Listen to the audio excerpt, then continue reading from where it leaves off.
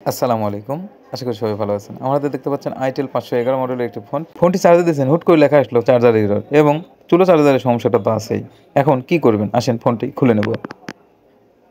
ফোনটি খোলার সাথে, সাথে আমি কিছু কথা বলতে চাই। সেটা হলো এইসব ফোনের অনেক রকম সমস্যা শুধুমাত্র পোর্ট চেঞ্জ করলেই ঠিক হয়ে যায়।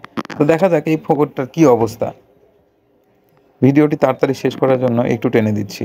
দেখেন পোর্টটি খুলে নিছি। পোর্টটি যথেষ্ট পরিমাণ নোংরা। তো তারপরেও জায়গাটাও অনেক রকমের দেখেন ফাঙ্গাস ধরে গেছে, বিভিন্ন সমস্যা দেখা দিচ্ছে। এগুলাকে পরিষ্কার করে নিব।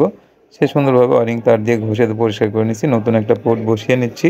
যেহেতু আগেও তাতাল দিয়ে লাগানো ছিল, বিভিন্ন জায়গায় উঠে গেছে, তাই আমি তাতাল দিয়ে এটা লাগিয়ে দেবো সুন্দর করে। আগে ওপাশে সমান করে লাগিয়ে পিছনে লাগালাম। তারপরে পিছনের লাইনগুলো সম্পূর্ণ টেনে দিচ্ছি সুন্দরভাবে।